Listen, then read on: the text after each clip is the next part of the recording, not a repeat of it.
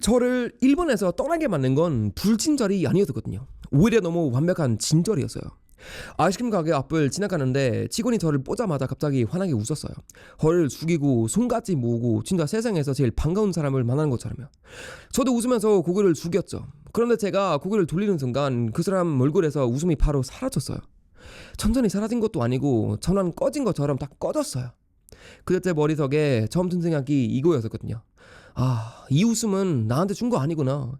그냥 해야 하니까 꺼낸 얼굴이구나. 그 장면 하나 때문에 일본을 떠난 것도 아니고. 저는 그때는 그냥 이상하다고만 생각했어요. 그런데 비슷한 장면이 계속 보였고 어느 날 회사 커피 머신 앞에서 제가 완전히 마음을 정했어요. 그날 이후로는 저는 누구한테 웃어도 그 웃음을 믿기 어려워졌어요. 이건 일본 사람을 욕하거나 일본과 한국을 점수 매기려는 얘기가 아니거든요. 여러분 오해하지 마세요. 제가 일본에서 반복해서 겪은 한 가지 방식이 왜 저를 그렇게 지치게 했는지 말을 하려고 하는 거예요. 처음 일본에 갔을 때는 진짜 좋았었거든요. 사람들이 웃고 고개를 숙이고 말을 부드럽게 하고 싫은 표정을 거의 안 보여줬었거든요. 외국인은 저한테 어디서 왔냐고 물어보면은 일본어 한마디만 해도 엄청 잘한다고 해주고 사진도 같이 찍자고 했어요. 저는 그걸 중정이라고 생각했었거든요. 와, 대박. 여기에는 사람들이 왜 이렇게 예의 바르지? 정말 그렇게 생각했었거든요. 근데요 여러분, 시간이 지나면 지날수록 마음이 변해져야 하는데 반대로 더 긴장됐어요. 누가 괜찮아요? 라고 하면은 진짜 괜찮은지 모르겠고, 누가 저를 징장하면은 진짜 그렇게 생각하는지 모르겠고, 누가 웃으면은 그 웃음 뒤에 다른 말이 있는지 계속 생각하게 됐어요. 처음에는 제가 너무 예민한 줄 알아서 제가 서양식으로 너무 직접적인 사람이라서 그런가 싶었어요. 그런데 어느 순간부터 패턴이 보이기 시작했었거든요. 제 앞에서는 야 헨리야 너무 좋아 대단해 문제 없어요 라고 했는데 나중에 다른 사람을 통해 들으면은 이미 불편한 일이 있었어요.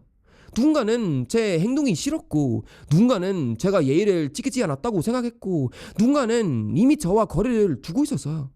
근데 제 얼굴을 보면은 계속 웃었어요. 그게 저한테는 진절이 아니라 암호 같았어요. 무슨 뜻인지 제가 매번 해석해야 했는데요. 저는 잘못했으면 바로 말해주는 걸 좋아하거든요. 그 순간에는 기분 나쁠 수도 있죠. 그래도 적어도 제가 뭘 잘못했는지는 알잖아요. 사과하고 다음에는 다르게 할 수도 있고. 그런데 계속 괜찮다고만 하면은 아무것도 고칠 수가 없잖아요. 관계는 이미 멀어지고 있는데 저만 모르는 거예요. 이게 제일 무서웠어요. 일본에서. 저는 일본에서 친하게 지냈던 미국인 친구와 길을 걷고 있었어요. 뭐 둘이 어린처럼 얘기를 하면서 그 아이스크림 가게 앞을 지나갔죠. 뭐 직원은 저희가 자기를 안 보는 줄 알았던 것 같기도 하고 얼굴에 아무 표정이 없었어요. 피곤해 보였고 조금 짜증난 것처럼 보였고, 그런데 저희가 고개를 돌리는 순간 갑자기 활짝 웃었어요. 허리를 숙이고 손님을 맞는 목소리로 인사했어요. 저희가 그냥 지나가고 다시 앞을 보자마자 얼굴이 원래대로 돌아갔어요. 저는 친구한테 조용히 물어봐가지고 야 방금 봤어? 친구가 고개를 구덕이었어요. 둘 다 웃기는 했어요. 그런데 저는 그 장면이 계속 마음이 남았어요. 그 직원이 나쁜 사람이라서가 아니에요. 여러분 오해하지 마세요. 하루 종일 저 있어야 했을 수도 있고 회사가 웃으라고 할 수도 있고 그렇게 하지 않으면 혼날 수도 있죠. 오히려 그래서 더 이상했어요. 감정까지 업무가 된다는 거예요. 웃고 싶지 않아도 웃어야 하고 피곤해도 친절해야 하고 싫어도 딜을 내면 안 된다는 거죠. 그게 매일 하면은 사람 마음이 어떻게 될까 싶었어요. 그리고 그 얼굴을 매일 받는 저도 점점 이상해졌어요. 징장을 들어도 기분이 안 좋았어요. 진짜인가? 부터 생각했었거든요. 누가 너무 환하게 웃으면은 오히려 불편해서요. 내가 뭘 잘못했나 싶었어요. 이상하죠. 친절을 많이 받을수록 더 변해져야 하는데 저는 반대로 더 외로워졌어요. 그 사람의 진짜 마음에 가까이 갈 방법이 없었거든요. 그리고 회사에서 그게 더 선명하게 보였었거든요. 여러분, 제 상사는 자기보다 힘이 센 사람 앞에서는 정말 부드러워졌어요. 목소리도 달라지고 웃음도 커지고 허리도 더 깊게 숙였어요. 진짜 여러분. 그런데 자기보다 힘이 약한 사람 앞에는 말이 짧아지고 얼굴이 굳었어요. 처음에는 그냥 그 사람 성격이라고 생각했어요. 근데 비슷한 장면이 계속 나왔어요. 여러분, 손님에게는 너무 친절한데 직원에게는 차갑고 외국인에게는 너무 크게 웃었는데 같은 팀 사람에게는 눈도타란 맞아주고 높은 사람에게는 괜찮습니다 라고 하면서 아래 사람에게는 바로 그냥 책임을 넘겼어요. 그때부터 저는 웃는 얼굴보다 그 웃음이 누구한테 향하는지를 보기 시작했어요. 그러다가 커피 머신 앞에서 일이 있었어요. 회사에서 커피를 먹고 있었는데 남자 직원 2명이 제 앞으로 왔어요. 제가 미국에서 오래 살았다는 걸 알고 있었거든요. 헨리야, 미국 회사는 진짜 자유롭냐? 미국 사람들은 영화처럼 사냐? 미국 생활은 어땠냐고 물어봐서거든요. 저는 그냥 평범하게 대답했어요.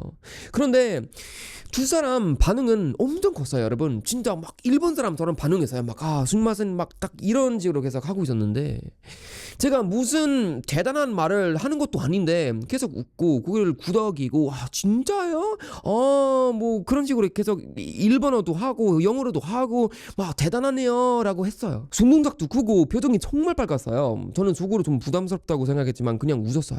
커피를 들고 몇 걸음을 걸어갔어요. 그때 여자 직원 한 명이 그 두 사람 쪽으로 왔어요. 저는 바로 뒤에 있어서 다 보였어요. 방금 전까지 웃고 있던 얼굴이 싹 바뀌었어요. 한 사람은 그 여자 직원이 뻔히 쳐다봤고 목소리도 갑자기 낮아졌고 뭔가 이를 지적하면서 계속 물어붙였어요. 다른 사람도 방금 전에 웃음은 하나도 없이 뭐 해야 할 일을 말했어요. 그 여자 직원은 가만히 서서 듣고 있었어요. 고개를 숙이고 짧게 대답했어요. 저는 손에 커피를 들고 그대로 그냥 멈춰 있었어요.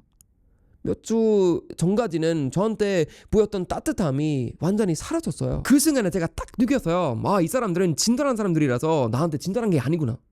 나한테 맞는 얼굴을 꺼낸 거구나. 그 여자 직원이 정말 실수할 수도 있죠, 여러분. 제가 모르는 일이 있을 수도 있죠. 근데 여러분, 중요한 건 누가 맞았냐가 아니었어요. 중요한 건 사람에 따라 얼굴과 목소리가 너무 쉽게 바뀌었다는 거예요. 외국인인 저한테는 군웃음, 자기보다 약하다고 느끼는 사람한테는 차가운 얼굴, 그 차이를 제 눈앞에서는 몇 주 만에 본 거예요. 그날 집에 가는 길에 이상한 생각이 들어서거든요. 일본에서 오래 살면은 저도 저렇게 될까? 싫어도 웃고 화가 나도 괜찮다고 하고 앞에서는 징장하고 뒤에서는 진다 말을 하는 사람이 될까?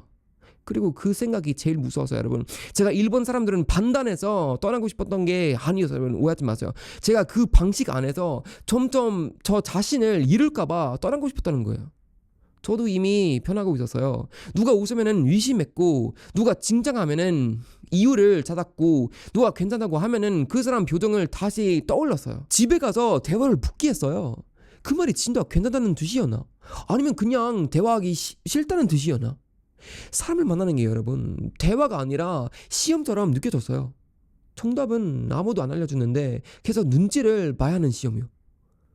저는 그 방식 안에서 오래 살 자신이 없었어요. 솔직히 말해서 저는 관계가 조금 거칠어도 진짜였으면 좋겠어요. 제가 잘못했으면 바로 듣고 싶고 누가 저를 싫어하면은 적어도 그 거리를 느낄 수 있었으면 좋겠어요. 그냥 듣는 순간에는 아플 수도 있죠. 여러분, 저도 그거 알아요. 그래도 집에 가서 사람 얼굴을 다시 해석할 필요가 없잖아요. 그래서 한국에 왔을 때는 처음에는 충격을 많이 받았어요. 사람들이 항상 웃어주지 않았어요. 제가 이상한 옷을 입으면은 야 헨리야 그거 좀 이상한데? 라고 했어요. 제가 한국어 표현을 이상하게 쓰면은 바로 헨리야 그거 드라마에서밖에 안 쓰는 단어야. 그거 책에서 나오는 단어야. 그거 어디서 흡수한 거야. 그 말을 그렇게 안 해 라고 고쳐줬어요. 살이 좀 빠졌을 때는 야 왜 이렇게 말랐어? 라고 바로 물어봤어요. 솔직히 처음에는 조금 세다고 느꼈어요. 솔직히 말해서 여러분, 굳이 이렇게까지 바로 말을 해야 하나 생각했어요. 근데 이상하게 마음은 더 변했어요. 예를 들어서 누가 야 헨리야 그건 좀 아닌 것 같은데 라고 말하면 그 순간에 기분이 나빠도 적어도 그 사람이 어디에 서 있는지는 알 수 있잖아요. 다음날 다시 만나서 밥을 먹을 수도 있고 말이 세면은 제가 세다고 말할 수도 있잖아요. 부딪혀도 관계가 끝나는 게 아니었어요. 오히려 그 부딪힘 때문에 관계가 더 진짜처럼 느껴졌어요. 한국에서. 물론 한국의 직접적인 말투가 항상 좋은 거 아니죠, 여러분. 한국 사람이라도 그거 느낄 수 있죠. 저도 외국 사람이라도 이렇게 느낄 수도 있는데, 솔직함이라는 이름으로 상처를 주고 사생활 너무 쉽게 들어오는 경우도 있잖아요, 한국에서. 저도 말 한마디 때문에 상처받은 적도 많아요, 한국에서. 근데 제가 일본에서 지쳤던 건 상처가 없어서가 아니었어요, 여러분. 상처가 어디 있는지 알 수가 없어서요. 겉으로는 아무 일도 없는데 관계가 이미 끝날 수도 있다는 거예요. 웃고 있는데 속으로는 싫어할 수도 있다는 거. 괜찮다고 했는데 사실은 다시 보고 싶지 않을 수도 있다는 거. 그래서 저는 일본의 진저를 볼 때 지금도 두 가지 감정을 동시에 느끼고 있어요. 하나는 존경이에요.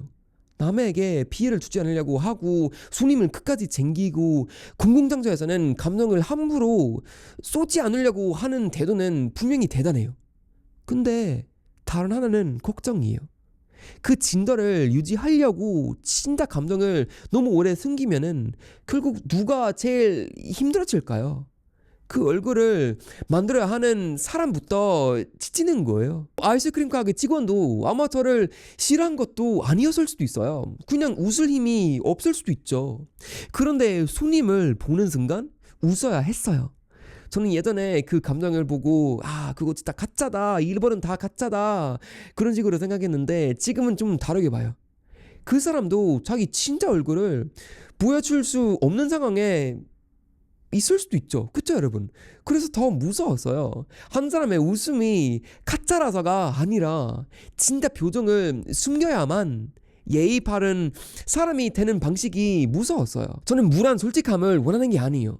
아무 말이나 던지고 나는 원래 솔직해 라고 말하는 건 솔직함이 아니라 그냥 무책임한 거예요.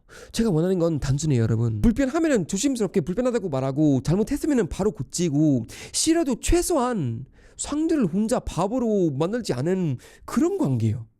일본에서 저는 수많은 웃음 얼굴을 봤어요, 솔직히 말해서. 그런데 제가 가장 중동받는다고 느꼈던 순간은 한국에서 누군가 무표정으로 저한테 헨리야, 그건 좀 아닌 것 같던데 라고 말했을 때였어요. 그 말은 따뜻하지 않았어요, 여러분. 오해하지 마세요. 기분도 별로 좋지 않았어요. 근데 진짜였어요. 그리고 그 진짜 한마디가 100번의 완벽한 칭찬보다 저를 더 편하게 만들었어요. 아이스크림 가게 앞에서 제가 고개를 돌리자 웃음이 딱 꺼졌던 그 순간 저는 처음으로 일본의 진절이 무섭다고 느꼈었거든요. 하지만 제가 정말 무서워한 건 그 직원이 얼굴이 아니었어요. 언젠간 저도 똑같이 웃고 똑같이 숨기고 제 진짜 마음도 뭔지 모르게 되는 거였어요. 그래서 저는 일본을 떠났어요. 저를 일본에서 떠나게 만든 건 불친절이 아니었어요. 끝까지 완벽해야 했던 진절이었어요.